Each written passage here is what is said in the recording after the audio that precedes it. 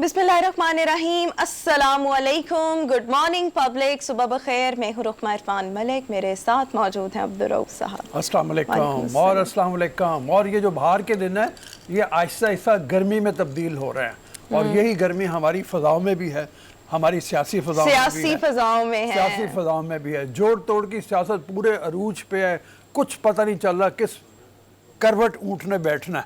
अब तो वाकई सिचुएशन इसी तरह की हो गई है। कुछ एक लम्हे में कुछ होता है, एक लम्हे में कुछ और हो जाता है। एक लम्हे में कोई मिल के जाता है, बयान कुछ और तरह के आ जाते हैं, हुकूमती ओहदेदार मिलते हैं।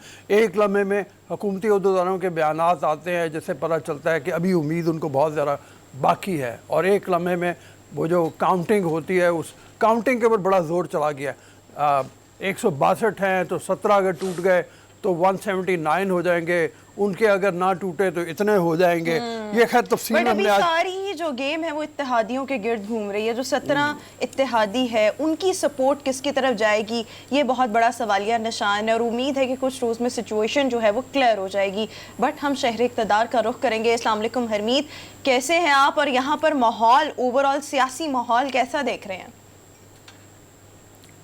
वालेकुम सलाम, सत श्री अकाल, गुड मॉर्निंग। बिल्कुल आपने बात दुरुस्त की कि बदलते मौसम के साथ यहाँ पे हालात वैसे भी बड़े तेज़ी से बदल रहे हैं, बल्कि हमने सर्दियों से मामला देख रहे हैं। बल्कि आपकी बात दुरुस्त है कि हमने देखा कि हलीम खान की जब एंट्री हुई तो कहीं ना कहीं चौधरी बरादरान की और इत्तेहादियों की कहीं ना कहीं हमें ऐसा लगा कि कोई ना कोई जो वो किरदार था वो थोड़ा सा हल्का लगा। लेकिन अचानक हम देख रहे हैं कि दोबारा कल जिस तरह शेख रशीद साहब ने जो बयान दिया है काफ लीग के हवाले से, जिस पर मोनस इलाही ने भी बहुत तंज़िया सा ट्वीट किया और उन्होंने कहा कि जो हमारे लिए 30 रुपये और 40 रुपये पे मुखबरी करता था वो आज इस किस्म के बयानात दे रहे हैं।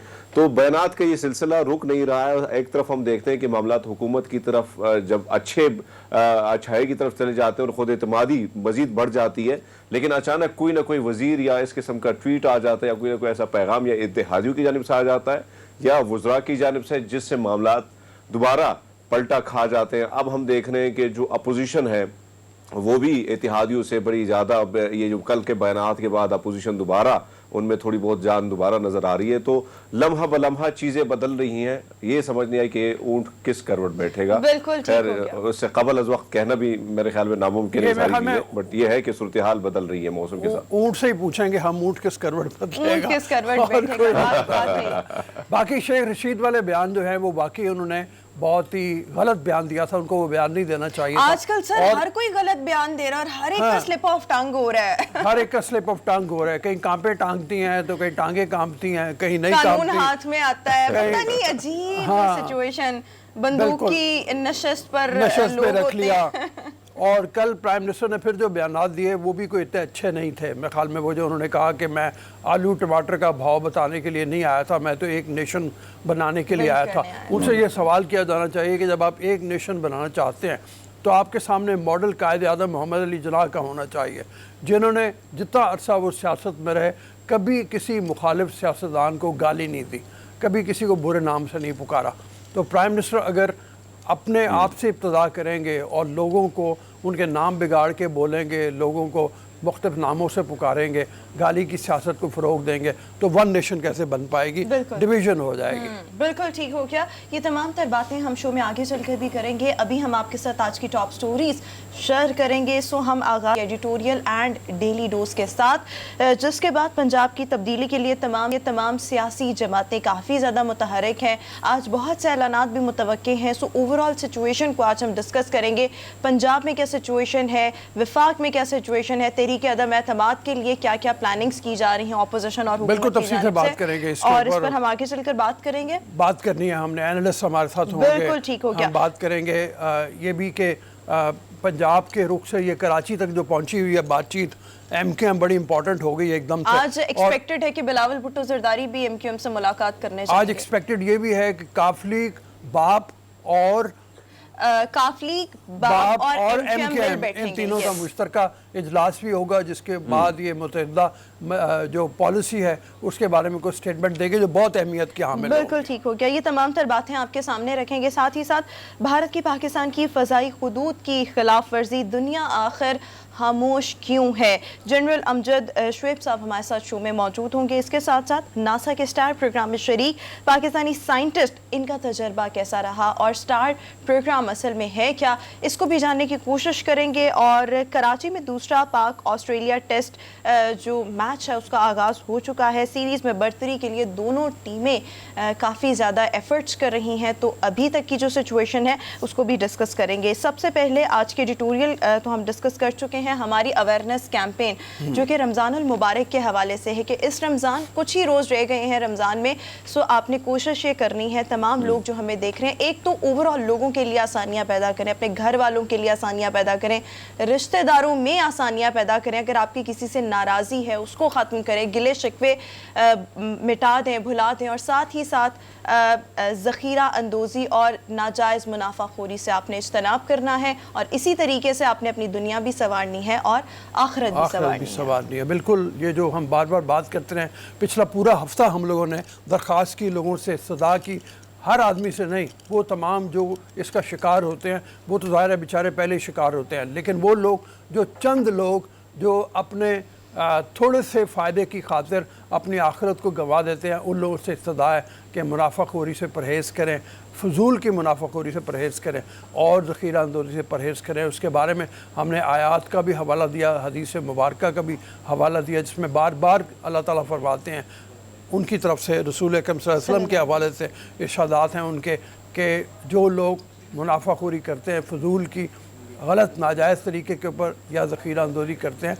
उनके लिए हलाकत है। उनके लिए पैगाम है ये कि वो अपने आप को बचा लें, आखिरत भी ख़राब होगी, दुनिया भी ख़राब होगी। बिल्कुल जी हरमीत। बिल्कुल रूह साहब ने दुरुस्त फरमाया कि ये महीना है इबादतों का। कम से कम जब इतना मुक़द्दस महीना आता है तो आपके पूरा साल जो है कोशिश कीजिए, पूरा साल तो वैसे ही कमाते हैं, एक महीना ना भी कमाए तो मेरे ख्याल में बेहतर होगा, और ना कमाए भी लेकिन इतना ज़्यादा ना कमाए जिससे जो अब देखने दिहाड़ीदार तबका है, आम आदमी जो है वो ज़्यादा बेचारा मुतासर होता है, रमज़ान में बोझ ज़्यादा बढ़ जाता है, मजदूरी भी कम हो जाती है।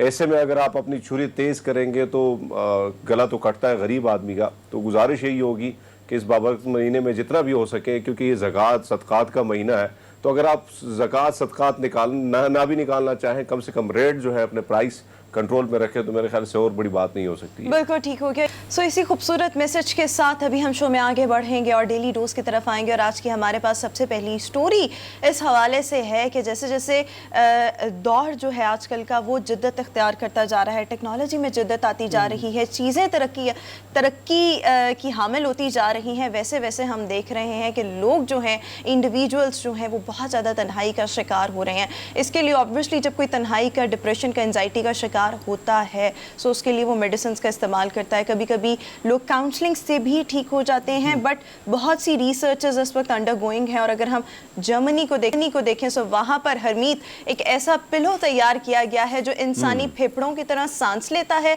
और आप उसको गले लगा सकते हैं, और उसमें सेंसर्स हैं, मोटर्स हैं, और इस तरह की मुख्तलिफ चीज़ें हैं जो किसी भी इंसान का डिप्रेशन, एंजाइटी कम कर सकते हैं, और कम करने के साथ साथ एक वक्त आएगा कि ख़त्म भी हो जाएगा। जी बिल्कुल, हमें इससे याद दिलाया जाता है कि वो हिंदुस्तान की एक फिल्म थी मुन्ना भाई MBBS, जिसमें जादू की जप्फी वाला जो रोल था, जिसमें मुख्तलिफ किरदारों को जो डिप्रेशन में मुब्तला होते हैं या परेशानी में मुब्तला होते हैं, वो हीरो जो है वो जादू की जप्फी देता है और उनका डिप्रेशन दूर करता है। ये तकिए को भी हम जादू की जप्फी वाला तकिया कह सकते हैं हरमीत, कि इतने अच्छे तरीके के ऊपर ये बिल्कुल। और रोज़ साहब, एक चीज़ हम देखते हैं कि हमारे मुल्क में या हिंदुस्तान में या दीगर जो एशियाई ममालिक है, ख़ासकर हिंदुस्तान पाकिस्तान, उनके कल्चर से भी हैं, तो यहाँ पे कम से कम हमारी वो गप्पे, वो खुशगप्पियाँ जो है वो चीज़ें लगी रहती हैं, जिसकी वजह से हम उस तरफ नहीं बढ़े।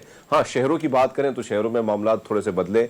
बाहर दुनिया में डिप्रेशन के हवाले से जो है मरीजों की एक बहुत बड़ी तादाद जो है वो होती है, क्योंकि अगर आप पार्क जाते हैं तो हर बंदा अकेले जो है वो बैठा होगा, कोई बात करने वाला, कोई पूछने वाला नहीं होगा। अगर बुजुर्ग हैं तो उनके बच्चे उनसे पूछने वाले नहीं होंगे, बच्चों से बुजुर्ग पूछने वाले नहीं होंगे। तो ये जो सूरत हाल है वहाँ पे हम देखते हैं ये चीज़ें बड़ी तेज़ी से बदल रही हैं, और हालात हमारी तरफ भी बदल रहे हैं। ऐसा حیرانی ہے کہ ہم بھی, کیونکہ جو رومن نے کہا کہ ٹیکنالوجی آ رہی, تو ٹیکنالوجی کی وجہ سے ہم دیکھ رہے ہیں کہ موبائل میں ہر بندہ گھسا ہوا ہے, اور کوئی اپنوں کے ساتھ وہ جو محفلیں سجتی تھی وہ اب نہیں ہو رہی ہے, جس کی وجہ سے آہستہ آہستہ ہم بھی ڈپریشن کے شکار ہوتے جا رہے ہیں. تو میرے خیال میں ایک اچھا ہے بھئی, کم سے کم چھپی جو ہے آپ کو ریلیکس کر دیتی ہے. جادو کی جپی نہیں مل سکتی, بٹ تکیے کی جپی اب ممکن مل ہو سکتی ہے. میں منیر نیازی کا ایک بالکل منیر نیازی کا ایک لائن ہے جس کو دونوں طرح سے پڑھا جائے تو نتیجہ وہی نکلتا ہے کہ وقت تو اگے لنگ جان دی سزا بندہ کلا رہ جاندہ ہے, یا وقت تو پیچھے رہ جاندی سزا بندہ کلا رہ جاندہ ہے. دونوں صورتوں میں یہی ہے, آپ وقت سے آگے نکل جائیں یا وقت سے پیچھے رہ جائیں,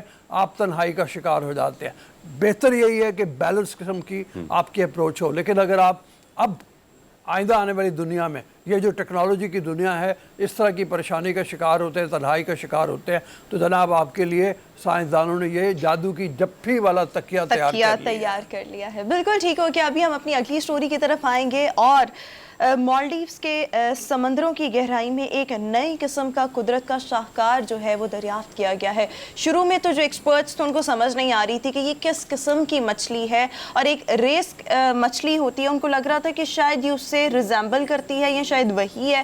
So they were very confused. اچھا, اس مچھلی کی خوبصورت بات یہ ہے کہ اس میں ہرمیت کوسیکزا کے رنگ جو ہیں وہ پائے جاتے ہیں, اور بہت خوبصورت ہے. اور اس کے بارے میں کہا جا رہا ہے کہ سمندر سے سطح سمندر سے 40 سے 70 میٹرز کی گہرائی میں یہ ملتی ہے, اور یہ مرجانی چٹانیں جو ہوتی ہیں ان کے پورے نظام کے لیے یہ مچھلی بہت ہی زیادہ فائدہ مند ہے. بہت خوبصورت ہے, جتنے بھی تعریف کی جائے اتنی کم ہے. اس کے رنگ جو ہیں دیکھنے کو بالکل آج ہرمیت کی طرح سے ملٹی کلرڈ لگ رہے ہیں, بلو بھی ہے, پنک بھی ہے, رنگ برنگی. رنگ برنگی. دیکھو جو خوبصورتی ہے, رنگوں سے ہی خوبصورتی بنی ہے. اگر آپ سمندر کی گہرائی میں جاتے ہیں اور وہاں پہ بھی آپ کو رنگ برنگی ایسی مچھلیاں ملتی ہیں, تو بھیا ویسے نظریں خوش, اور آپ کی آنکھوں میں ریلیکسیشن ویسے بھی اندر ریلیکس ہو جاتا ہے. اور خوبصورتی ہے دنیا میں, مختلف رنگ جو ہیں, یہ جو بسے ہوئے رنگ ہیں, تو کمال ہے بھئی ان کا. وہ کہتے ہیں نا اللہ کی صنائی کا قائل ہو جاتا ہے آدمی. صنائی کا خوبصورت لفظ ہے. یہ چیزیں تو آئیڈینٹیفائی اور کچھ نہ کچھ نیا دریافت ہوتا رہتا ہے, لیکن ابھی کتنا کچھ ایسا ہوگا کہ وہ کہتے ہیں نا سمندروں کی تہوں میں اتنے خزانے چھپے ہوئے ہیں کہ اگر انسان ان کی تلاش میں نکل جائے سو وہ, لیکن وہ ممکن اس طرح سے نہیں ہے. دیکھیں ابھی یہ دریافت ہوئی, اور پتہ نہیں کتنے شاہکار قدرت کے سمندر کی تہوں میں موجود ہوں گے جو انسان کی نظروں سے اوجھل. آسمانوں میں نئے سے نئے دریافتیں ہوتی رہتی ہیں, وہاں پتہ چلتا ہے بہت کچھ ہے. بالکل, انسان جتنا کھوجتا جائے گا اتنا ہی میرے خیال میں چیزیں بڑھتی جائیں گی, اور آپ کھوج لگائیں گے, اور خدا کی جو کرامات ہیں, وہ جو قدرت ہے, آپ پر حیران ہو جائیں گے کہ بہت ساری ایسی چیزیں جو اب تک انسان وہاں تک پہنچا نہیں ہے. یہ دیکھیں نا, یہ بھی تحقیقات کی کرامات ہے, وہی تحقیق کر کے انسان کیا کیا اللہ کی کراماتوں سے وہ ہمیں بھی دکھا رہا ہے کہ بھئی یہ دیکھیں قدرت کے کرشمات. وہ اقبال نے کہا تھا نا, ستاروں سے آگے جہاں اور بھی ہیں, ابھی عشق امتحان اور بھی ہیں.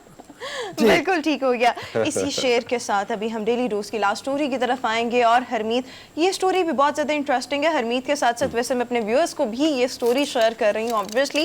سو امریکن ایک شخص ہے جس نے ایک نیا آزاد ملک بنانے کا ارادہ کیا ہے. اسی مقصد کے تحت اس نے کیریبین سی میں ایک پورا جزیرہ خرید لیا ہے, اور اس کا ارادہ ہے کہ یہاں پر ایک نیا ملک آباد کیا جائے گا. ابھی تک کہا جا رہا ہے کہ 300 کے قریب لوگ ایسے ہیں جن کو وہ آلریڈی شہریت دے چکا ہے, اور بہت سے انویسٹرز ہیں جو یہاں پر آ کے انویسٹمنٹ کرنا چاہ رہے ہیں. اس ملک کی اپنی کرنسی ہوگی, اپنا قومی ترانہ ہوگا, اور اپنا پرچم ہوگا. سو دیکھیں ایک ٹائم تھا جب کولمبس نے امریکہ دریافت کیا, اور امریکہ آج ایک سپر پاور ہے, اور ایک یہ شخص جو امریکہ میں سے ہی اٹھا ہے اور اس نے ارادہ کیا ہے کہ نیا ملک بنائے گا. چائنیز, ہاں, وہاں پہ گاڑیوں کی بھی ضرورت نہیں ہوگی, آپ کو موٹر سائیکلوں کی بھی ضرورت نہیں ہوگی, اتنا مختصر سا ہے. یہ لیبر لینڈ والا کام تو نہیں ہے. یہ تو اس سے بھی چھوٹا ہے. یہ 1.5 ایکڑ کا تقریباً تمام جزیرہ ہے, جس کے اوپر 300 لوگ بھی چلے گئے تو یہاں پہ رش ہو جائے گا. تو بہت کم لوگ, یہاں پہ آبادی ویسے بھی بہت کنٹرول رکھی جائے گی. بہرحال ایک اچھوتا خیال ہے, اس آدمی کو اس اچھوتے خیال کے اوپر ہی مبارکباد دینی چاہیے. میرے خیال میں اگر کوئی یہاں پر آ کے جس طرح سے بہت سے لوگ سوسائٹیز میں انویسٹمنٹ کر لیتے ہیں, بہت زیادہ ہیوج سپیس اپنے لیے لے لیتے ہیں, یا کوئی جگہ اپنے لیے لے لیتے ہیں, سو ایسے تمام لوگ جو شوقین مزاج ہیں وہی اس طرح کی جگہوں پر جائیں گے. سو میرے خیال میں یہ اسی طرح سے ہی ہوگا. पूरा मुल्क लाइक उसको आबाद करना वो थोड़ा सा डिफ़िकल्ट है, जिस तरह से यहाँ पर कम लोग आ सकते हैं उसके तनाजुर में मैं बात कर रही हूँ। बट एनीवेज यहाँ पर हमारा डेली डोज अपने इख्तिताम को पहुँचा। भी हम शो में एक ब्रेक शामिल करेंगे, एक ब्रेक हाजिर होंगे। Stay with us and good morning. Break के बाद एक बार फिर से गुड मॉर्निंग पब्लिक में आपको खुश आमदीद कहेंगे। जिस तरह से हम जिक्र कर रहे हैं आजकल जैसे जैसे मौसम तब्दील हो रहा है और मुल्क का जो सियासी दर्जा हरारत है वो भी तब्दील हो रहा है, बल्कि दिन ब दिन ऊपर को चढ़ता जा रहा है और रोज़ बरोज़ जो मुलाकातें हैं वो भी होती चली जा रही हैं। मुलाकातों का सिलसिला भी एक तरफ जारी है, इसके साथ साथ मुख्तलिफ ऐलानात भी हो रहे हैं। आज भी बहुत से ऐलानात मुतवक्के हैं, जिनमें एक बड़ा अहम ऐलान काफ लीग की तरफ से मुतवक्के है कि उनकी सपोर्ट किसके लिए होगी, अपोजिशन के लिए होगी या फिर हुकूमत के इत्तेहादी बनकर ही वो हुकूमत का साथ देंगे। सो ये तमाम तर चीज़ें बहुत अहम है। इसके साथ साथ जिस तरह से हम जिक्र कर रहे थे, आज MQM बाप पार्टी और काफ लीग भी मिल बैठेंगे और मुश्तरका स्ट्रैटेजी क्या होगी इसके हवाले से भी आगाह करेंगे। बट इस वक्त अगर हम पंजाब की सियासत को देखें तो गुज़श्ता रोज़ से ये खबरें चल रही हैं कि पंजाब में वजारत आला का मनसब काफ लीग को देने के लिए जो नून लीग है और पीपल्स पार्टी वो रजामंद हो गए हैं, लेकिन पीपल्स पार्टी के रहनुमा ने ये पैगाम पहुंचाया है, बट नून लीग ने अभी तक इस हवाले से कोई वाज़ेह स्टेटमेंट नहीं दिया। इफ्तिखार साहब हमारे साथ हैं, मेरे ख्याल में उनसे चल के बात करते हैं। इफ्तिखार, अस्सलाम वालेकुम सर। वैसे तो चाहिए ये कि हम तमाम लोग भी सर जोड़ के बैठ जाएं और देखेंगे किस रुख ऊँट बैठने जा रहा है, किस करवट। इतनी ज़्यादा पेचीदगी हुई है सूरत हाल में, लम्हा लम्हा बदलती सूरत हाल है। आपको क्या लग रहा है वैसे इस वक्त क्या तहरीके अदम एतमाद जो है उसके ऊपर सारा का सारा डिपेंडेंट अब 3 पार्टियां हो गई, काफ लीग, बाप और MQM, ये तीनों मिलके कोई मुश्तरका लाएमल तय करेंगी, फिर ही कोई नतीजा सामने आएगा? करेंगी और मेरा ख्याल है आज नहीं तो कल किसी वक्त ये मामला तय हो जाएगा। प्रेस कॉन्फ्रेंस होगी, उसमें आसिफ अली जरदारी साहब मौजूद होंगे। अच्छा, ये आप ब्रेकिंग न्यूज़ दे रहे हैं हमें कि आसिफ अली जरदारी भी मौजूद होंगे और उनकी मौजूदगी में अगर ये तीनों पार्टियां फैसला करेंगी तो हमें मालूम है कि ये फैसला किस रुख का होगा। अब आप ये बताइए कि इस सूरत में 17 मेंबर हैं तकरीबन मेरे ख्याल में इन तमाम तीनों पार्टियों का, ये मिल रहा है तो फिर तो किसी और मेंबर की ज़रूरत ही नहीं रह जाती अदम एतमाद की तहरीक को कामयाब बनाने के लिए। आप बिल्कुल सही कह रहे हैं, आपकी जो जमा तफरीक है बिल्कुल दुरुस्त है। ठीक है। अच्छा इफ्तिखार साहब, जिस तरह से पंजाब की वजारत आला के हवाले से गुज़श्ता रोज़ से खबरें चल रही हैं कि पीपल्स पार्टी और नून लीग रजामंद हो चुके हैं, नून लीग ने भी कोई वाज़ेह स्टेटमेंट इस हवाले से ऐलान कोई नहीं किया, आपको क्या लगता है इस बेस पर काफ लीग जो है वो हिमायत करेगी अपोजिशन की? ये नहीं है कि काफ लीग किस बेस पर हिमायत करेगी, सवाल है कि मियां मोहम्मद नवाज शरीफ का फैसला क्या है। हाँ बिल्कुल बिल्कुल, वो तो ये है ना कि नून लीग ने तमाम जो है इख्तियार वो दे दिया है नवाज शरीफ साहब को और उसी का इंतज़ार किया जा रहा है। आपके अपने ख्याल में क्या ये जुआ खेलने के लिए तैयार हो जाएंगे नवाज शरीफ साहब के काफ लीग को वजारत आला दे दी जाए? देखिए इसमें 2 ऑप्शंस उन्होंने सामने रखी हैं। आसिफ जरदारी की ये मूव है। आसिफ जरदारी बहुत ही अच्छे ताश खेलने के माहिर हैं सियासत में। उन्होंने अगर परवेज अली को लाते हैं और ये जो परवेज अली ने कल रात गए बयान जारी किया कि ये पूरी टेन्योर के लिए होंगे, उनसे उससे मुराद है 2023। ये वो नुक्ता है जहाँ पे मैं समझता हूँ, ये मेरी जाती राय है, मैं समझता हूँ कि पाकिस्तान मुस्लिम लीग नवाज नहीं मानेगी, नहीं तैयार होगी, क्योंकि वो ये समझते हैं कि अगर इतना मौका दे दिया गया PTI को हंगामा करने का, जलसे जुलूस करने का, तो मुल्क में मसाइल और बढ़ जाएंगे। वो फौरी तौर पर इंतखाबात में जाने की हमायत करते हैं, जबकि आसिफ जरदारी के ज़हन में गालिबन ये है सारी की सारी खेल कि अगर चौधरी साहब तशरीफ लाते हैं और चीफ मिनिस्टर बन जाते हैं तो फिर आहिस्ता आहिस्ता उन लोगों की वापसी का इम्कान पीपल्स पार्टी में दोबारा शुरू हो जाएगा जो पीपल्स पार्टी को सालों पहले छोड़ गए, और वो अपनी पोजीशन बनाने की कोशिश करेंगे और थोड़ी बहुत फिर उनकी मदद साबिर चीफ मिनिस्टर जो होते हैं डेवलपमेंट के फंड उनको मिल सकते हैं। तो इस अंदाजे से भी आप चीज़ों को देखें ना कि आसिफ जरदारी ने पंजाब में जो पॉलिटिक्स करनी है, पंजाब में तो कहीं भी नहीं है, they stand no way today. ठीक है, उनके पास कमिटेड पॉलिटिकल वर्कर हैं, اور جس کا مظاہرہ انہوں نے پنجاب میں جب یہ جلوس نکالا تو کیا، لیکن جو لوگ ہیں چھوڑ کے مثلا امتیاز صفدر وڑائچ آج شامل ہونا چاہ رہا ہے پیپلز پارٹی میں، تو یہ وہ لوگ ہیں جن کو سالوں سال اس پارٹی کا خیال نہیں آیا. اب اس لیے خیال آ رہا ہے کہ ان کو امکان نظر آ رہا ہے کہ شاید آئندہ انتخابات میں ان کے لیے کچھ جگہ بن جائے. تو جگہ 2-3 مہینے میں تو نہیں بنے گی، مگر اگر بجٹ پاس کرنے کے بعد کچھ آئینی ترامیم کو دیکھنے کے بعد اگر الیکشن میں چلے جاتے ہیں تو الیکشن تو پھر ستمبر اکتوبر میں ہوں گے. تو ستمبر اکتوبر میں تک تو اتنا فرق نہیں پڑ سکتا. تو میرا خیال ہے کہ ان کی یہ خواہش ہے کہ چودھری پرویز الہی صاحب زیادہ عرصے کے لیے آئیں اقتدار میں، اور میں نہیں سمجھتا کہ پاکستان مسلم لیگ کے لیے یہ آپشن فی الوقت جب میں آپ سے بات کر رہا ہوں، کیونکہ سیاست میں ہر چیز بدل سکتی ہے، ہر لمحے بدل سکتی ہے، یہ قابل قبول ہے. Why I am talking to you. جی ٹھیک ہے حرمیت. جی حرمیت. اچھا افتخار صاحب، اگر ہم دیکھیں تو معاملات جو ہے آج اتحادیوں کی طرف بھی زیادہ نظریں، اپوزیشن کی بھی، حکومت کی بھی. ایسے میں آپ جہانگیر ترین کو کہاں دیکھتے ہیں سر پوری اس حکمت عملی میں؟ کیا وہ حکومت کی طرف ان کا جھکاؤ ہے یا معاملات اسی طرح جو دوریاں ہیں وہ اسی طرح ہی ہیں؟ افتخار آپ ہیں لائن پہ؟ افتخار صاحب کی لائن میں خیال میں شاید کٹ گئی، ابھی تھوڑی دیر میں رہیں گے رابطہ بحال ہو جائے. یہ بڑا اہم سوال حرمیت نے پوچھا ہے کہ جہانگیر ترین کا رول کیا ہوگا، کیونکہ اس وقت لگتا یہ ہے کہ پنجاب کی وزارت اعلیٰ کے لیے ایک میچ پڑا ہوا ہے چودھری پرویز الہی کے گروپ کا اور جہانگیر ترین کے گروپ کا بھی. اس کی وجہ یہ ہے کہ یہاں پہ بھی وہی مانگا جا رہا ہے کہ وزارت اعلیٰ کن کے پاس ہونی چاہیے پنجاب میں خاص طور کے اوپر. تو جہانگیر ترین کے گروپ میں علیم خان نے اپنے آپ کو پیش کیا تھا. اب درمیان میں کچھ اور نام بھی آئے اور وہ یہ نام بھی آئے کہ جیسے اسلم صاحب، چودھری اسلم کا نام آیا تھا کہ چودھری اسلم کے اوپر اتفاق ہو گیا کہ وزارت اعلیٰ ان کے پاس چلی جائے گی یا ان کو دی جانی چاہیے.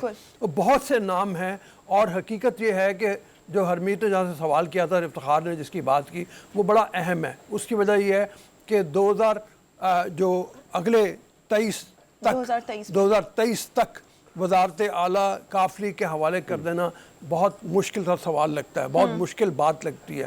اس کی وجہ یہ ہے کہ کاف لیگ نے ابھی بھی جو 5 سیٹیں جیتی ہیں وہ تحریک انصاف کی مدد کے ساتھ جیتی. 1 یا 2 سیٹیں ان کی ضرور اپنی ہیں، لیکن اس سے زیادہ سیٹیں جیتنا ان کے لیے ممکن نہیں ہے اگر تحریک انصاف ان کے خلاف. اور روز صاحب اگر ہم دیکھیں تو افتخار صاحب نے بھی درست فرمایا کہ اب وقت اتنا قلیل ہے، کم اتنی مدت ہے. پھر ہم دیکھیں کہ الزامات بزدار سرکار پہ بھی بہت سارے لگ رہے ہیں کہ انہوں نے کام اسی طرح ڈیلیور نہیں کیا. تو ایسے میں صوبے کو سنبھالنا جو ہے میرے خیال میں قاف لیگ اس طرف بڑی مشکل سے جائے گی. اور کوشش یہ بھی کی جا رہی ہے کہ آصف زرداری تو اس میں کوئی شک نہیں کہ بہت بڑی گیم کھیلنے والے ہیں، اور وہی آصف زرداری جو پی ڈی ایم سے خارج ہوئے تھے، اور آج وہی پی ڈی ایم مجبور ہے ان کے تمام تر فیصلے ماننے کو. اور ہر فیصلہ جو ہے جو زرداری پتہ کھیل رہا ہے، نواز شریف بھی یس کر رہا ہے اور مولانا بھی. لیکن ہم دیکھتے ہیں کہ چودھری برادران جو ہیں اگر اپنے لیے یہ 1.5 سال کا ٹائم ہے، سال کا ٹائم ہے، یہ ان کے لیے مشکلات بڑھائے گا نہ کہ کم کرے گا. آلریڈی جو ہے الزامات ویسے بزدار صاحب پہ بہت لگ رہے ہیں. اور ہم جہانگیر ترین کے اس کردار کو بھی آپ پس پردہ نہیں کر سکتے، کیونکہ علیم خان جب سے آئے تھے اچانک پہ ان کا نام جب منظر عام پر آیا تو بہت ساری جو ہے لوگ یہی کہہ رہے تھے کہ چودھری برادران کا جو کردار تھا وہ اب اسی طرح نہیں رہا. لیکن ہم دیکھ رہے ہیں کہ علیم خان کی ملاقات بھی نہ ہو سکی. اس کے بعد جو ہے کچھ جو جہانگیر ترین گروپ کے لوگ تھے ان کا بھی اعتماد نہیں تھا علیم خان پر. تو وہاں پہ بھی معاملات ہمیں کچھ جو ہے وہ اسی طرح گرم دکھائی نہیں دیے، کیونکہ جس طرح تیزی سے معاملات بدل رہے تھے. اب یہاں پہ جو ہے کل اپوزیشن کے ساتھ جو ہم اپوزیشن کے اراکین ہیں صوبائی اسمبلی کے اور کچھ دیگر جو حکومت اراکین ہیں صوبائی اسمبلی کے، ان کے 130 ارکان جو ہے تقریباً 3 دنوں میں ان کی ملاقاتیں بھی بزدار سرکار کے ساتھ ہوئی ہے. تو یہ بھی وہاں پہ کوئی نہ کوئی ایک گرین سائن جو ہے ایک اچھا سگنل جو ہے وہ ان کو مل رہا ہے. ایسے میں جو سب سے بڑا مسئلہ ہے وہ ہے بیانات، کیونکہ کہیں نہ کہیں جو ہے چودھری جو فواد صاحب ہیں اس کی جانب سے کوئی ایسے بیان آ جاتے ہیں جو بھی خطرناک ثابت ہو سکے. یا شیخ رشید صاحب نے جو بیان دیا تو وہاں اتحادیوں کے درمیان جو گیپ ہے شاید وہ گیپ کو کم کرنے کے بجائے مزید گیپ بڑھ سکتا ہے. تو یہاں پہ کوشش یہ کرنی ہوگی. اور جو بالکل ٹھیک ہے، بات کر رہے ہیں آج کا دن بہت اہم ہے. हुकूमत आज की के भी दिन नजरें बहुत हैं। एक तरफ तो हमने जिस तरह से जिक्र किया, तीनों इत्तेहादी जमातें बाप, MQM और साथ ही साथ काफ लीग आज मिल बैठेंगे। इस्लामाबाद में भी शहबाज शरीफ साहब भी आज एक मुलाकात करेंगे, उसमें आसिफ अली जरदारी, मौलाना फजल तीनों होंगे, रहमान साहब PDM की होंगे। पूरी क़यादत और नून लीग के सारे बड़े और फिर उसके साथ पीपल्स तो पार्टी के ये बड़े, अगले तीनों। एक दो दिन तो बहुत इंपॉर्टेंट है। बट हरमीत, जिस फ्रस्ट्रेशन का हम पहले भी जिक्र कर चुके हैं कि तहरीक अदम एतमाद कामयाब हो या नाकाम हो, ये बात की बात है। बट फिलहाल हुकूमत अपेरेंटली जो लग रहा है अपने बयानात से, स्टेटमेंट से, वुज़रा को देख लें, इमरान खान साहब खुद देख लें, बहुत ज़्यादा ना बुखलाहट का शिकार है। जिस तरह से फवाद चौधरी साहब ने भी कहा कि हम 10 लाख लोगों का मजमा इकट्ठा करेंगे डी चौक पर, और ये तहरीक अदम एतमाद की जब होगी उससे एक दिन पहले होगा, और तमाम अरकान असेंबली जब अपना वोट डालने जाएंगे तो इसी मजमे से गुजरेंगे और इसी से ही वापस आएंगे। सो यहाँ से चीज़ें पता लग रही हैं कि किस कदर बौखलाहट है इस वक्त हुकूमत को। बट एनीवेज, इस पर हम आने वाले वक्त में भी डिस्कशन करेंगे और आपको बाखबर रखेंगे। अभी हमें एक ब्रेक की तरफ जाना है, ब्रेक के बाद दोबारा हाजिर होंगे।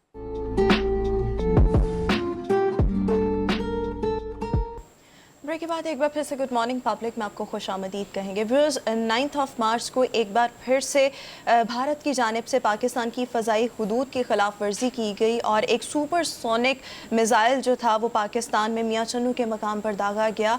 गैर मुसल्लह ये मिज़ाइल था, बट इसके बारे में पाकिस्तान ने और पाकिस्तान की अफवाज पाकिस्तान की अगर हम बात करें सो भारत की जानिब से वजाहत मांगी गई थी, और बाद में जो वजारत दिफा जो भारत का है वहाँ से जो वजाहत आई, इस वजाहत के मुताबिक ये तमाम काम मिस्टेकनली हुआ था, इसमें इंटेंशनली कुछ शामिल नहीं था। बट इस तमाम तर मामले पर अगर हम देखें सो पूरी दुनिया इस वक्त खामोश है। सो मौजू पर गुफ्तगू करने के लिए हमारे साथ दिफाई तज्जियाकार जनरल रिटायर्ड अमजद शुएब साहब इस वक्त हमें शो में ज्वाइन करें। Sir thank you so much, welcome to our show. Sir सबसे पहले तो ये बताइएगा कि भारत की जानिब से एक दफ़ा फिर पाकिस्तान की फ़ज़ाई हुदूद की खिलाफ वर्जी का ये मामला है, और अब की बार भारत की जानिब से जो बयान आया उसमें इसको गलती कहा जा रहा है। आपको क्या लगता है कि अब ऐसी गलती की गुंजाइश है या ये बाकायदा एक सोची समझी साजिश के तहत किया गया?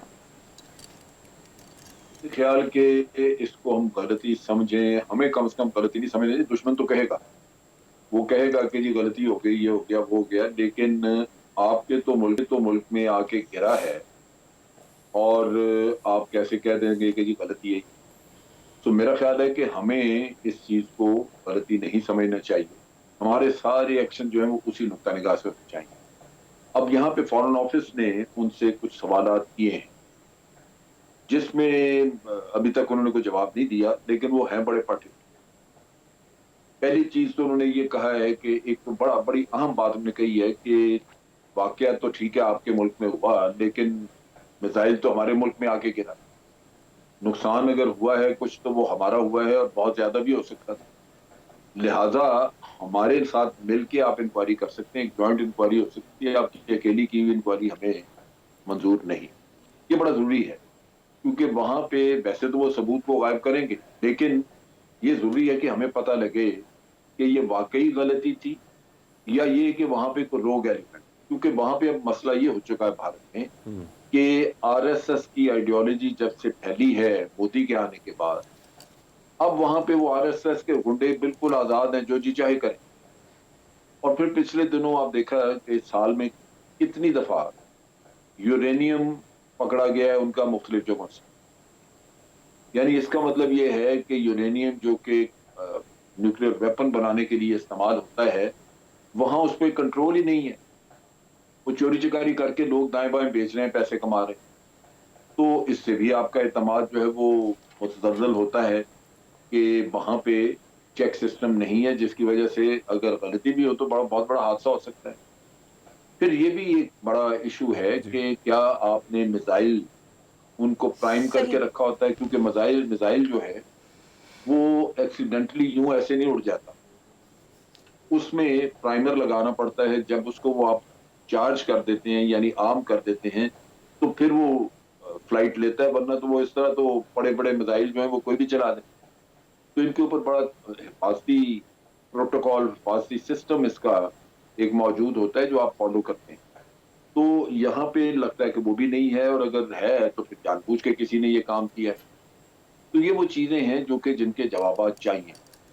अब अगर तो जॉइंट इंक्वायरी होती है پھر تو بڑا معاملہ سیدھا ہے کہ پھر آپ کے لوگ اپنی تسلی کریں گے، ٹیکنیکل لوگ جائیں گے، جا کے دیکھیں گے۔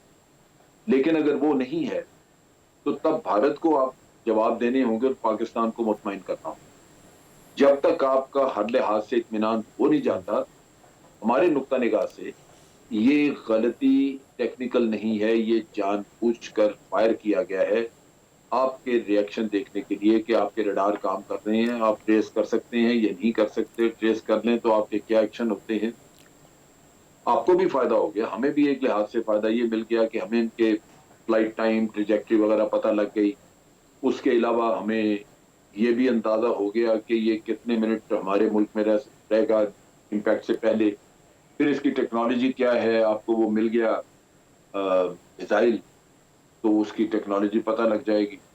تو یہ کئی چیزیں ہیں جو کہ آپ ایکسپلائٹ کر سکتے ہیں، لیکن بنیادی چیز وہی ہے کہ اگر اس سے جانی نقصان ہو جاتا، تباہی مچ جاتی، تو وہ تو بہت بڑا ایک مسئلہ آپ کے لیے بن جاتا۔ لہٰذا ہم اسی نقطہ نگاہ سے اس کی تحقیقات کروائیں گے۔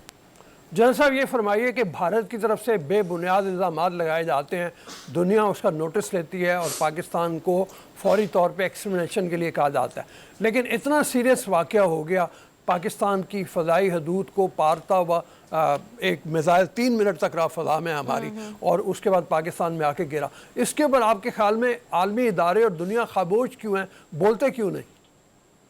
عالمی قوتیں یہ آپ دیکھ لیجئے کہ عالمی قوتیں آپ سے یہ بھی ڈیمانڈ کر رہی تھیں کہ آپ رشیا کی مذمت کریں یوکرین کے اوپر حملے کی وجہ سے۔ ہم نے اپنے ملک کے مفاد میں یہ فیصلہ کیا کہ ہم مذمت نہیں کریں گے، لیکن ہم یہ چاہتے ہیں کہ جنگ بند ہو اور بات چیت کے ذریعے مسئلہ حل کیا جائے۔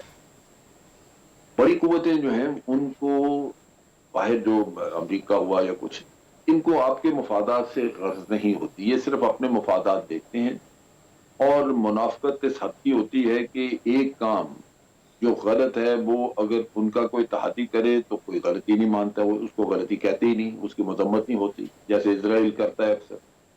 اور اگر وہ آپ کا مخالف وہی غلطی کرے تو ساری دنیا میں یہ کورام مچا دیتے ہیں کہ یہ کیا ہو۔ تو ان منافقوں سے آپ کو کوئی خیر کی توقع نہیں رکھنی چاہیے۔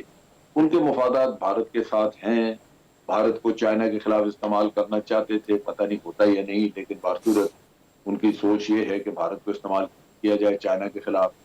پھر یہ ہے کہ بھارت ایک بہت بڑی مارکیٹ ہے اور ان کو وہاں سے آمدن بھی ہے، مختلف ان کے اداروں کو، ان کے یہ فوڈ آؤٹ لیٹ ہوں، فاسٹ فوڈ آؤٹ لیٹ ہوں، یا ان کے ٹیکنالوجی کے ہوں، یا ان کا وہ آپ دیکھ لیجئے کہ انٹرنیٹ وغیرہ یا ٹویٹر اکاؤنٹ، یا ساری چیزیں جو ہیں یہ وہاں پہ بہت زیادہ ان کو آمدن ہے ان کی کمپنیوں کو۔ تو ان کے مفادات ہیں جس کی وجہ سے یہ بھارت کے خلاف بات اس طرح نہیں کریں گے جیسے ہم چاہتے ہیں، اور ہم نے یہی کہا ہے کہ آپ ہم سے تو چاہتے ہیں کہ ہم رشیا کی مذمت کریں، لیکن یونائٹڈ نیشن کے چارٹر کو رشیا نے اگر کیا ہے، وائلیٹ کیا ہے، تو انڈیا تو روز کرتا ہے۔ آپ نے کبھی اس کی مذمت کی ہے؟ ہم نے امریکہ کو آنکھوں میں آنکھیں ڈال کے یہ بات کی ہے کہ اگر آپ نے کبھی اس کی مذمت نہیں کی تو ہم سے کیوں مذمت کی توقع کرتے ہیں؟ وہی چیز بھارت کر رہا ہے اور آپ مذمت نہیں کرتے۔ ان کے پاس اس کا جواب نہیں ہے، لیکن یہی منافقت یہی ہوتی ہے۔ ٹھیک ہے جی ہرمیت۔ اچھا جنرل صاحب، اگر ہم دیکھیں تو پاک فضائیہ میں ایک نئے طیارے جو ہیں وہ بھی شامل کیے گئے ہیں، J-10C۔ آپ کیا سمجھتے ہیں کہ افواج پاکستان کی صلاحیتوں میں کتنا فرق پڑے گا اور ان طیاروں کی خصوصیات کیا ہے؟ دیکھیں یہ جو طیارے ہیں ان کی 2-3 خصوصیات جو سامنے آئی ہیں، اور تفصیل تو نہیں پتا۔ ایک تو یہ ہے کہ یہ 4th جنریشن سے بھی آگے کا ہے، 4th جنریشن پلس کہتے ہیں، یعنی اس کا مطلب یہ ہے کہ اگر یہ 4.5 جنریشن کا بھی ہے تو اس کا مطلب اس میں جو ریڈار ہیں، اس میں جو میزائل ہیں، جو ڈیٹیکشن سسٹمز ہیں یا گائیڈنس سسٹم ہے، وہ بہت بہتر ہیں، پرانے تمام سسٹم سے وہ کہیں آگے ہیں۔ اس کا مطلب یہ ہے کہ جہاز کی ایبلٹی بہت بہتر ہے، وہ فضا میں دوسرے جہازوں کا شکار بھی بہتر کر سکتا ہے اور اپنا دفاع بھی بہتر کر سکتا ہے۔ تو ایک تو یہ، پھر لائٹ ویٹ ہے، اس کی سپیڈ زیادہ ہے، جو J-17 ہمارا ایئر کرافٹ تھا اس سے کہا جاتا ہے کہ کافی بہتر ہے۔ پھر اس میں اسٹیلتھ بھی کسی حد تک موجود ہے، یہ آسانی سے ریڈار اس کو डिटेक्ट नहीं कर सकते, ये रेडार पे आसानी से आता नहीं, इसका जिस मटेरियल का वो बना हुआ है वो इस तरह का है कि वो रेडार सिग्नेचर नहीं देता। तो वो भी बड़ी बात है कि आप अगर किसी दुश्मन की टेरिटरी में उनके रेडार के डिटेक्ट करने से पहले ही वहां पहुंच जाएं और अपना काम करके वापस आ जाएं, तो आपकी सर्वाइवल, आपकी बचत, आपकी बका जो है वो ज़्यादा यकीनी हो जाती है। तो इस लिहाज से इसमें ये खूबियाँ मौजूद हैं जो कि किसी भी बेहतरीन मॉडर्न फाइटर में होनी चाहिए। ठीक, बहुत शुक्रिया जनरल रिटायर्ड अमजद ट्रेप साहब हमारे साथ शो में मौजूद थे। और बिल्कुल ठीक जनरल साहब फरमा रहे थे कि एक तो तमाम तर मामले पे जॉइंट इन्वेस्टिगेशन होनी चाहिए, ये नहीं कि इन्वेस्टिगेशन सिर्फ भारत करे और पाकिस्तान को तमाम तर चीज़ों से आगाह कर दे। जॉइंट इन्वेस्टिगेशन प्लस पाकिस्तान को मुतमईन करना बहुत ज़्यादा ज़रूरी है, और मुतमईन इससे ज़्यादा करना है कि ये आपकी गलती जो उन्होंने कह दिया, ये सिर्फ पाकिस्तान को मुतमईन करने के लिए ये बात काफ़ी नहीं है। बात असल में ये है कि इसको सिर्फ गलती कह देना काफ़ी नहीं, जैसे आप बता रहे हो, ये बहुत ही संगीन जुर्म है एक, जिसकी जितनी भी मजम्मत की जाए कम है। आप अपनी कंट्रोल जो होना चाहिए मिज़ल के ऊपर, मिज़ाइल जिसको उर्दू में कहते हैं हम लोग, वो आपका कंट्रोल ही नहीं है। आप कहते हैं कि जनाब हमारे वो जिस वक्त मेंटेनेंस थी, उस मेंटेनेंस के दौरान में गलती से बटन दब गया, और शुक्र है कि ये मुसल्ला नहीं था, मतलब इसके ऊपर कोई आर्म्स नहीं थे।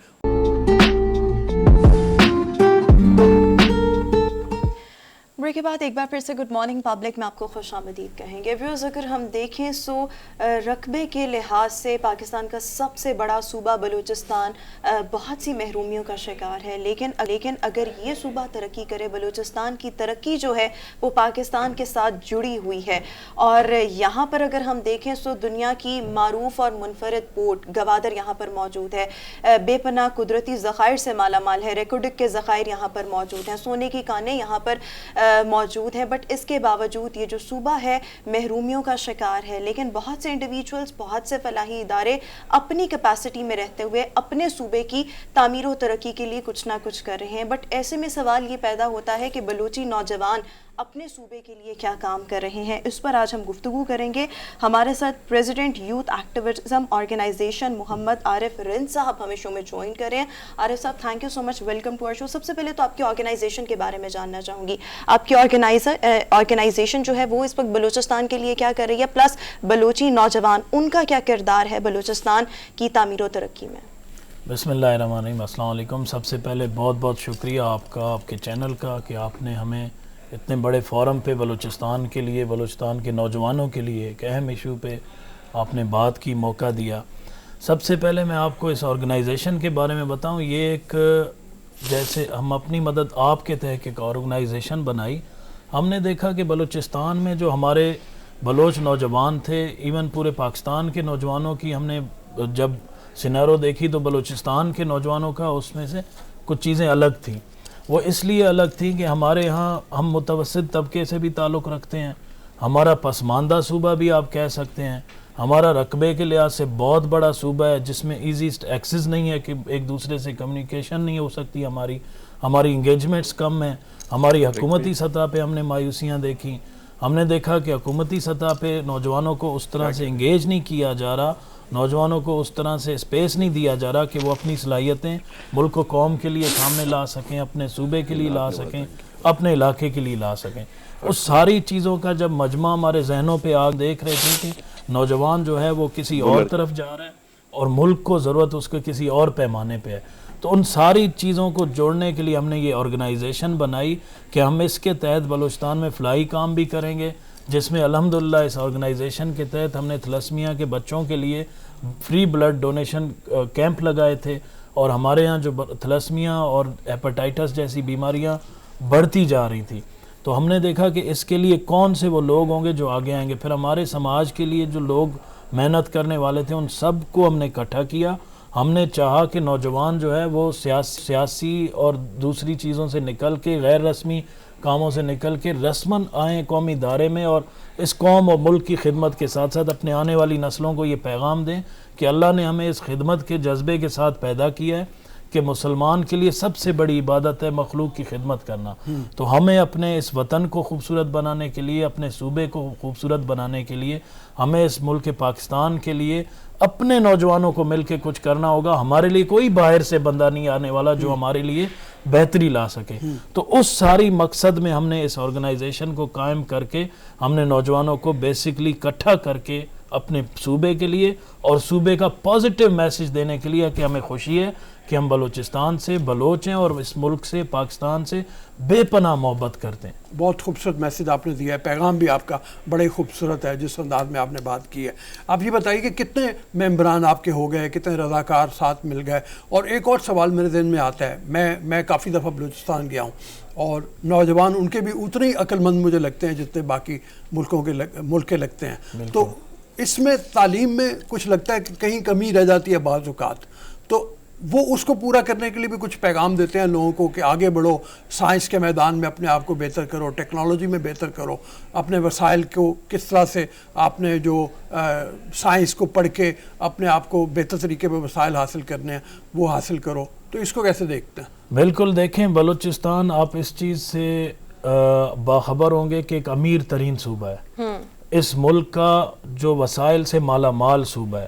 اللہ نے جو قدرتی وسائل 99% رکھے ہیں وہ تمام وسائل بلوچستان میں موجود ہیں.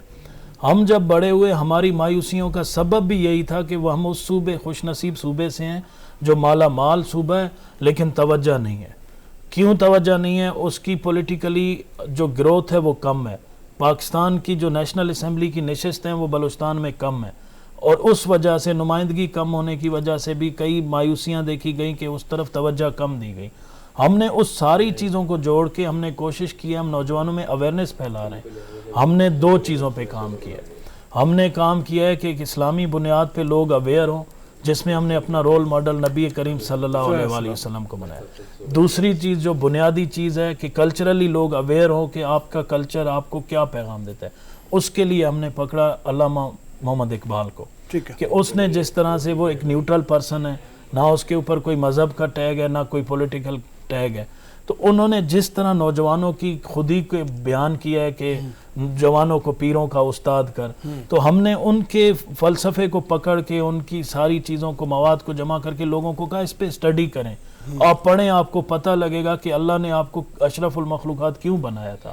آپ اپنے علاقے, اپنے حلقے, اپنے صوبے کے لیے, اپنے ملک و قوم کے لیے کیا کچھ نہیں کر سکتے. آپ اگر سرچ کریں, اسٹڈی کریں, اپنے علاقے, اپنے گھر, اپنے گاؤں, اپنے صوبے, اپنے ملک کا نام کس طرح روشن کر سکتے ہیں, اس کے لیے آپ کو کوئی باہر سے آ کے نہیں سمجھائے گا.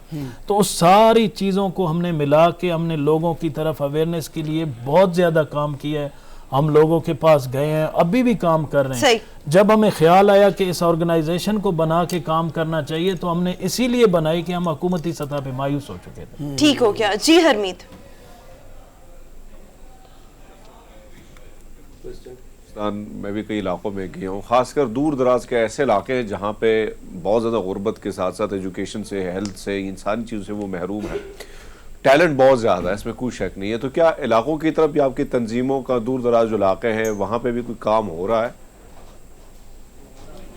آپ کو آواز شاید نہیں آئی. وہ یہ ہے کہ دور دراز کے علاقوں میں بھی جا کے آپ کام کرتے ہیں, ان کو بھی پیغام اسی طرح سے دیتے ہیں. اس میں تھوڑا سا میرا سوال بھی جوڑ لیں, اور وہ یہ ہے کہ علامہ اقبال کی جو آپ نے بات کی, بڑی خوبصورت بات آپ نے کی کہ علامہ اقبال کا پیغام پہنچایا جائے, خودی کا پیغام پہنچایا جائے. یہ جو خودی کا پیغام ہے, علامہ اقبال کا پیغام ہے, تو اس کو کیا بلوچی زبان میں آپ ٹرانسلیٹ کر کے بتاتے ہیں یا بلوچی میں ٹرانسلیٹ بھی کر لیا گیا ہے پیغام کو؟ بلوچی میں ٹرانسلیٹ نہیں, اصل میں اس کے اوپر ہم نے ابھی کام کرنا شروع کیا ہے. جو پاکستان کا 75واں سال پورا ہو رہا ہے, ہم چاہتے ہیں کہ اس کو ایک ڈائمنڈ جوبلی کے طور پہ منایا جائے اور اس کو اقبال کے نام پہ کیا جائے. ٹھیک ہے. ہمارے نوجوانوں کے آنکھوں پہ جو لینگز ہے وہ ویسٹرن کا لگا ہوا ہے. ٹھیک ہے. ہم چاہتے ہیں وہ لینگز چینج کر دی جائے اور اس میں اقبال کا لینگز ڈال کے ان کو سمجھایا جائے کہ علامہ اقبال نے نوجوانوں کے لیے جو بیان فرمایا, جس طرح اس نے نوجوانوں کو تصور پیش کیا, جو ایک خواب کا حصہ تھا پاکستان, جس کی خواب کے نتیجے میں یہ الحمدللہ ملک پاکستان اسلامی جمہوریہ پاکستان بنا. تو اس ساری چیزوں پہ ہم لوگ الحمدللہ کام کر رہے ہیں, اور اس پہ ہم لوگ یونین سطح پہ اور ہم ضلع سطح پہ اور اس کے بعد تحصیل, ڈویژن, صوبے کی سطح پہ، اور پھر ہم انشاءاللہ عز و جل پورے پاکستان میں اس کو ڈائمنڈ جوبلی کے طور پہ جشن اقبال کے نام سے منائیں گے۔ اچھا عارف، آپ سے یہاں پر یہ بھی جاننا چاہوں گی، جس طرح سے اپنی آرگنائزیشن اپنی مدد آپ کے تحت کام کر رہی ہے، بٹ کسی بھی چیز کو رن کرنے کے لیے آرگنائزیشن یا کچھ بھی اور ہوا، آپ کو فنڈز کی ضرورت ہوتی ہے، تو آپ لوگ یہ کہاں سے جنریٹ کرتے ہیں؟ Apart from the funds thing, یہ بھی بتائیں کہ لوگوں کی جانب سے کس طرح کا رسپانس آ رہا ہے، اور جو آپ نے اویئرنیس والی بات کی کہ آپ اویئرنیس پر زیادہ زور دے رہے ہیں، اویئرنیس پھیلانے کے لیے انڈیویجولز میں وہ آپ نے کیا میڈیم جو ہیں وہ اپنائے ہوئے ہیں؟ بالکل، اس میں سب سے پہلے تو میں آپ کو بتاؤں کہ یہ ایک رضاکارانہ طور پہ ہم نے بنایا، ہم نے کسی سے نہ کوئی فنڈ جنریٹ کی، ہم اپنی مدد آپ کے تحت فنڈز بھی آپ کے، پھر اپنے پیسہ بھی اپنا، اپنا پیسہ لگاتے ہیں، اپنا جو ہم نوجوان بیٹھتے ہیں جتنا بھی اپنے پاس جمع کنجی ہوتی ہے وہ ہم لگاتے ہیں، تاکہ ہماری آنے والی نسلوں کے لیے ہم کچھ بہتری لا سکیں، ہم کچھ ایسا کر جائیں کہ ہماری اس آرگنائزیشن کے تحت نہیں بلکہ ہماری اس محنت کے تحت اللہ اس ملک کو جو ہے ہماری نیتوں کا ثمر بھی دے۔ تو ہم اپنی مدد آپ کے تحت اس کو چلا رہے ہیں، ہم نے اویئرنیس کے علاوہ ہم لوگوں کے پاس خود جاتے ہیں، اور ہم عملی طور پر، میں نے جس طرح آپ کو بتایا کہ ہماری ابھی شروعات اس چیز میں کوئی سال 2 سال سے چل رہی ہے، کسی بھی تحریک کو، کسی بھی آپ کی آرگنائزیشن کو کامیابی کے لیے یا لوگوں تک صحیح معنی میں پھیلانے کے لیے وقت چاہیے ہوتا ہے، بالکل وقت تو ہمیں چاہیے، امید ہے کہ یہ سال اس کے لیے بہت اچھا ہوگا ایک پاکستان میں۔ ٹھیک ہے ٹھیک ہے، بہت شکریہ عارف رند صاحب، ہمارے ساتھ شو میں موجود تھے، بہت کاز کے لیے کام کر رہے ہیں، اور ہماری تمام تر نیک تمنائیں عارف صاحب اور ان کی آرگنائزیشن کے ساتھ ہیں۔ ابھی ہم شو میں ایک بریک شامل کریں گے، حاضر ہوں گے ایک بریک کے بعد۔ Good morning.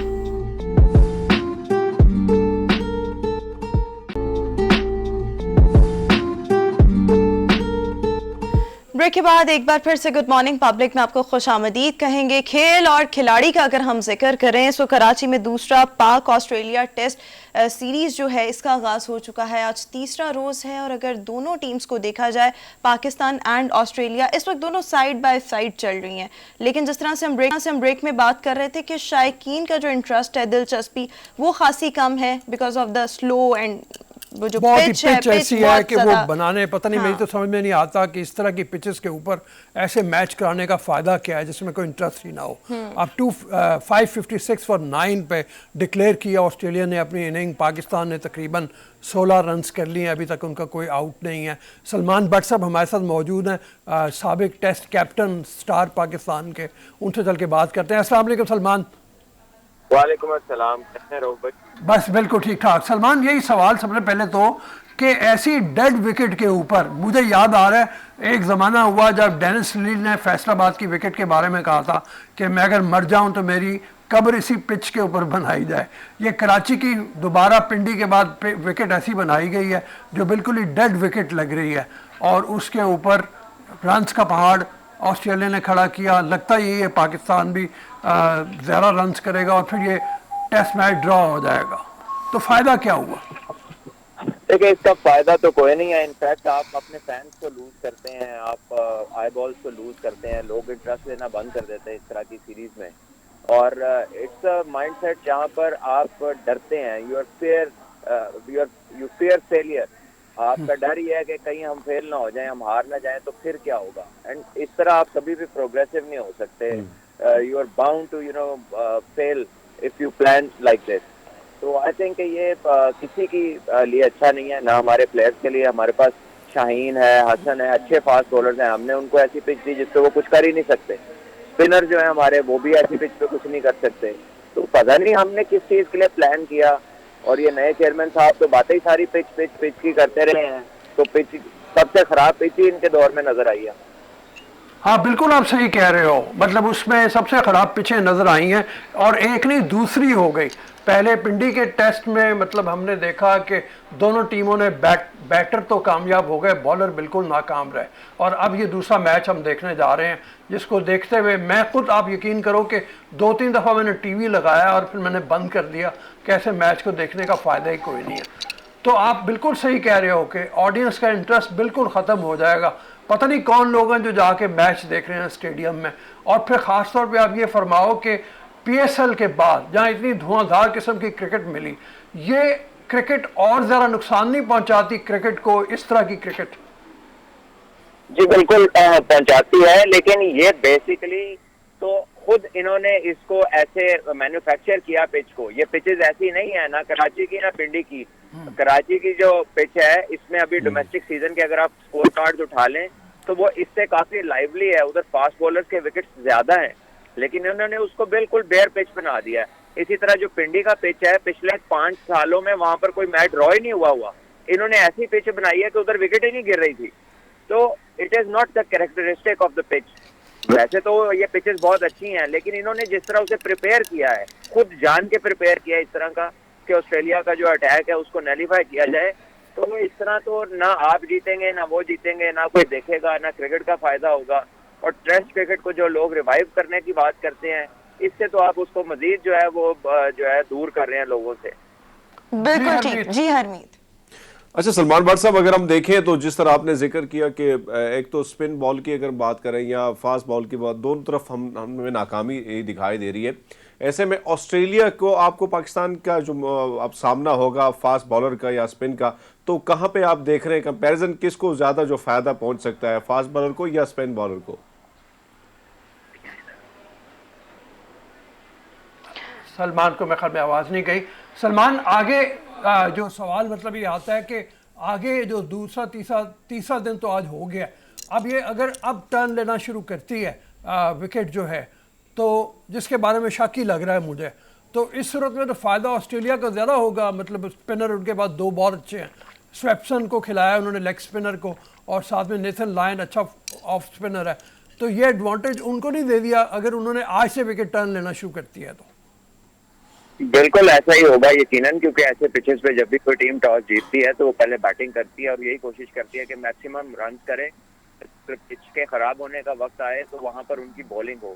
تو ایگزیکٹلی آسٹریلیا نے بھی ایسا ہی کیا. اور جو آپ نے لیگ اسپنر کی بات کی ہے, یہ ٹرافی جو ہے اسے it has been named after 2 great leg spinner, great Abdul Qadir and رچی Bino. تو ہمارے پاس لیگ اسپنر ہو کر بھی ہم نے نہیں کھلایا, اور ریزن یہ دیا کہ کیونکہ یاسر شاہ فٹ نہیں ہے. تو یہ جو آپ نیا سسٹم لے کر آئے ہیں یہ بورڈ والے, اور 6 ٹیمیں اور کوالٹی اور یہ اور وہ, تو ایک اسپنر کی اگر ریپلیسمنٹ نہیں ہے آپ کے پاس 4 سال میں, تو what have you done with the system. اسی طرح فاسٹ بولنگ میں بھی آپ دیکھ لیں, آپ کے حسن علی اور وہ انفٹ تھے تو آپ نے ریزن یہ دے دیا کہ کیونکہ جی حسن علی اور فہیم نہیں ہے تو پھر ہم نے سوچا کہ پچ ایسا نہ بنے کہ ان کے ہاتھوں میں میچ چلا جائے.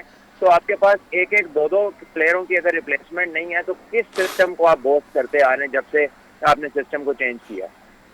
یہ بڑا جینوئن سوال آپ نے اٹھایا ہے سلمان کے, مطلب آپ نے گروم کس کو کیا ہے. اس حوالے سے تو دیکھا جائے پورے ڈومیسٹک کرکٹ کے اوپر سوال اٹھ جاتے ہیں, تو آپ کے خیال میں وہاں پہ پھر آپ بھی بہت مطلب زمانے سے ماشاءاللہ اچھا کھیل رہے ہیں, آپ ڈومیسٹک کرکٹ بھی کھیلتے رہے ہیں, آپ نے سٹرکچر کو سارے کو دیکھا ہوا ہے, بڑے سسٹم کو پھر اوور آل کرنے کی ضرورت نہیں ہے؟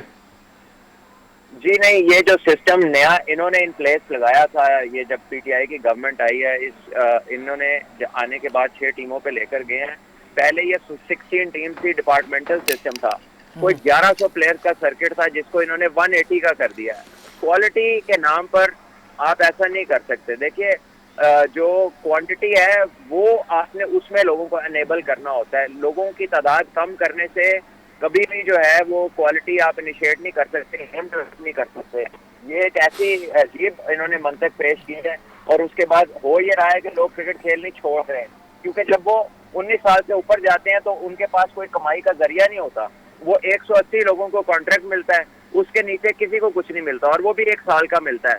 تو جب یہ اسٹیٹ آف افیئرز ہوگی تو کون سے ماں باپ رسک لیں گے اپنے بچے کو ٹین ایج میں کہ وہ سارا کرکٹ کھیلے, اور کیسے آپ اتنی مہنگی اسپورٹ کو افورڈ کر سکتے ہیں؟ ٹھیک ہے جی ہرمیت.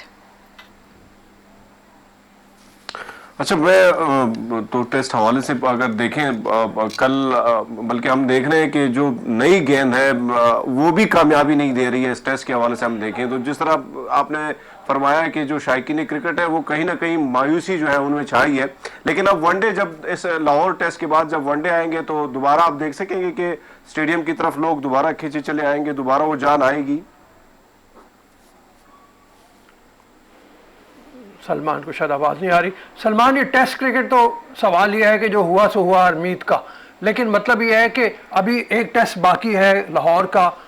پتہ نہیں اس ٹیسٹ کو کراچی کے ڈرا کرانے کے بعد لاہور کے ٹیسٹ میں پچ کس طرح کی بنائی جاتی ہے. وہ تو آنے والا وقت ہی بتائے گا. لیکن یہ ہے کہ کیا ون ڈیز میں کچھ جہاں پہ فیصلہ ہر صورت میں ہو جاتا ہے, کوئی ایسا ہوگا کہ کوئی انٹرسٹ دوبارہ بحال ہو لوگوں کا؟ دیکھیے ڈیفینیٹلی ون ڈے میں تو بیٹنگ ٹریکس بنیں گے, رنز ہوں گے, کیونکہ اس پہ ڈرا والا تو سین ہوتا نہیں ہے. بٹ پوائنٹ ہے کہ ون ڈے کرکٹ بھی پاکستان نے پچھلے 2 سالوں میں بڑی کم کھیلی ہے, اور T20 کرکٹ جو ہم نے کھیلی ہے it is 4 times more than the amount of one day we played. سو ہمارا جو ایمفسس ہے نا وہ سارا شارٹ فارمیٹ کی طرف ہے, جس کی وجہ سے اسکل ڈیولپمنٹ بھی سفر کر رہی ہے. جب تک آپ لمبے فارمیٹس میں کھیل نہیں کریں گے, چھوٹے فارمیٹس بھی ود ٹائم آپ کے جو ہے نا وہ اس میں اتنی کوالٹی نہیں رہے گی. بالکل آپ نے صحیح کہا کہ اگر چھوٹے فارمیٹ میں آپ نہیں ٹھیک طرح سے پرفارم کریں گے تو بڑے فارمیٹ میں بھی خرابی آ جائے گی. لیکن یہ دیکھو T20 کے اوپر جو ایمفیسائز بہت زیادہ کیا گیا, بہت زیادہ زور دیا گیا, اس میں چند مخصوص ہیٹر کے علاوہ کوئی بیٹر اس طرح سے کامیاب ہو کے سامنے نہیں آ رہا, اور بیٹنگ کے اوپر ہمیشہ سوالیہ اٹھتے ہیں. اب آگے جو انگلینڈ کا دورہ آ رہا ہے, کیا اس میں ہم کوئی امید رکھیں ڈومیسٹک کرکٹ کو اس سے پہلے ریوائیو کیا جائے, وہاں پہ معنی خیز کوئی نتیجہ کرکٹ کا ہو, تاکہ پاکستان جب کل کو باہر کے دوروں پہ جائے تو کوئی بہتر پرفارم کر سکے؟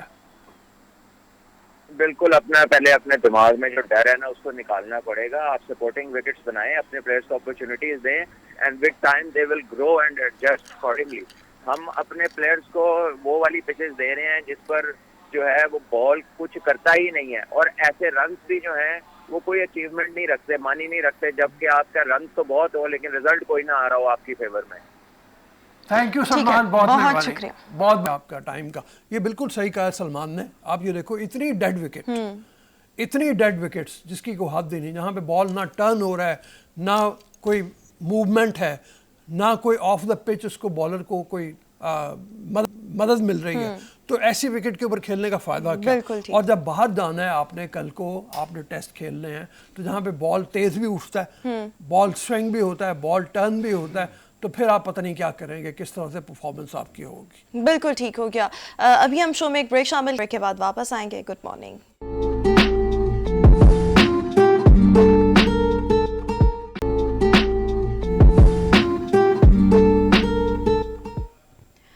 بریک کے بعد ایک بار پھر سے گڈ مارننگ پبلک میں آپ کو خوش آمدید کہیں گے. اگر ہم دیکھیں تو ہم اپنی زندگی میں ہم سب اپنے لیے بہت کچھ کرتے ہیں, لیکن کسی کے لیے کچھ کرنا یہ سب سے بڑی بات ہوتی ہے, اور بہت کم لوگ ایسے ہوتے ہیں جو اپنے آپ کو پیچھے رکھ کر کسی دوسرے کی مدد کرتے ہیں.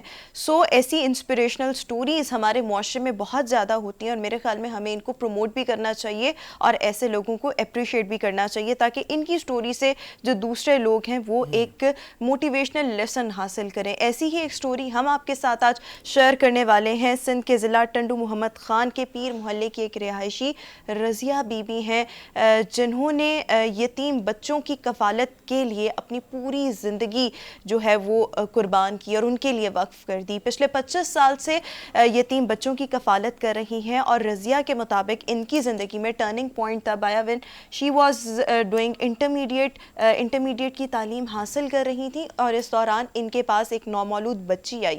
سو اس کی کفالت کوئی کرنے والا تھا نہیں, اس کو لک آفٹر کرنے والا کوئی تھا نہیں. رضیہ نے اس کا بیڑا اٹھایا, اور جب ڈاکٹرز نے اس کو چیک کیا بچی کو, تو معلوم ہوا کہ یہ بچی جب تک زندہ رہے گی معذوری ڈسیبلٹی اس کے ساتھ ہی رہے گی. اور یہاں سے ان کی زندگی کا نظریہ بدلا اور انہوں نے شادی سے انکار کر دیا. اب 25 سال ہو چکے ہیں, ایک گھر میں یہ تمام بچوں کی دیکھ بھال کرتی ہیں, ان کی کفالت کر رہی ہیں, لیکن اپنی شادی ابھی بھی رضیہ نے نہیں کی. بہت بڑا سیکریفائس ہے. جی بہت بڑا سیکریفائس ہے. بہت کم لوگ ہوتے ہیں جو اپنی ذات سے آگے بڑھ کے بھی کچھ سوچتے ہیں, اور یہ سوچتے ہیں کہ ہماری قربانیوں کی بدولت اگر ہم دیکھیں گے تو معاشرے میں کتنی بڑی تبدیلی آئے گی. اپنے آس پاس کے سماج کو تبدیل کرنے کے لیے بڑی قربانی اس خاتون نے دی ہے, اور میں تو کہتا ہوں کہ ان سے ملنا بڑے آنر کی بات ہوگی, ان سے بات کرنا بڑے آنر کی بات ہوگی. جی ہرمیت.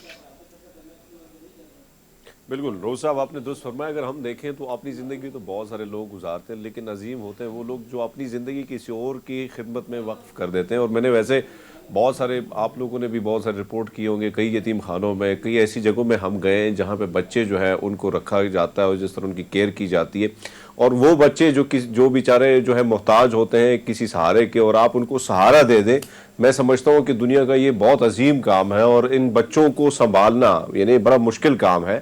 آج کل کے دور میں اگر ہم دیکھیں ایک طرف مہنگائی ہے, دوسری طرف کئی مسائل ہیں, اور وسائل کا فقدان بھی آپ کے پاس ہو, پھر اتنے سارے بچے آپ پالیں ان کو اور ان کی کیئر کریں. اور سب سے بڑی بات جو روما نے کی کہ انہوں نے شادی سے انکار کر دیا کہ نہیں اب ان بچوں کو جو ہے وہ ان کی کفالت کریں گی, اور اپنی زندگی ان کی طرف انہوں نے وقف کر دی.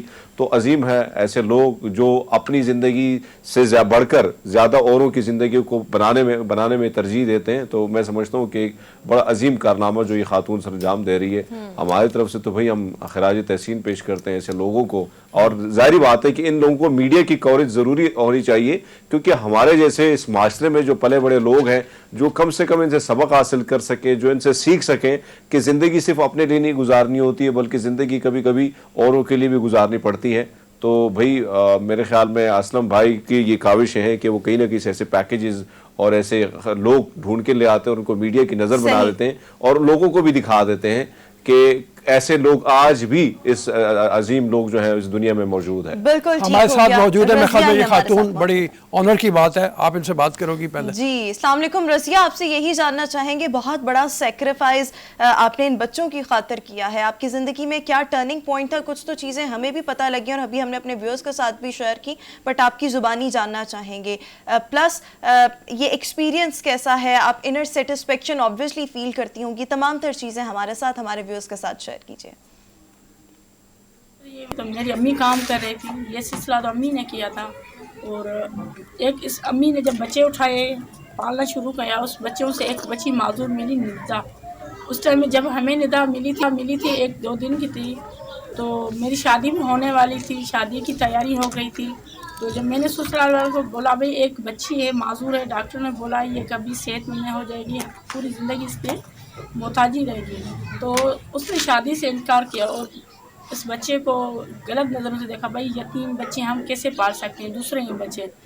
تو میرے خیال میں یہ ذہن میں آیا تو بھائی میں کیسے شادی کر سکتی ہوں, ایک معذور بچی کو چھوڑوں. اللہ نہ کرے اگر میری پوری لائف میں ایسی زندگی پوری لائف معذور میں خود بن جاؤں تو میرے کیا ہوگا.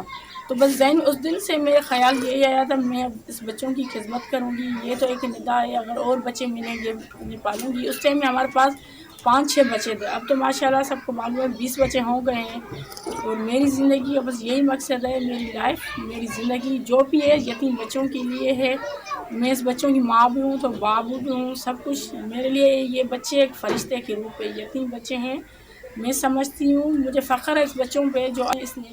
بہت ہی متاثر کن رضیہ کی سٹوری ہے, اور اسی کے ساتھ ہی ہم آپ سب سے اجازت چاہیں گے. ہمیں دیجیے اجازت, اپنا بہت سا خیال رکھیے گا, آپ سے ملاقات ہوگی کل. اللہ حافظ.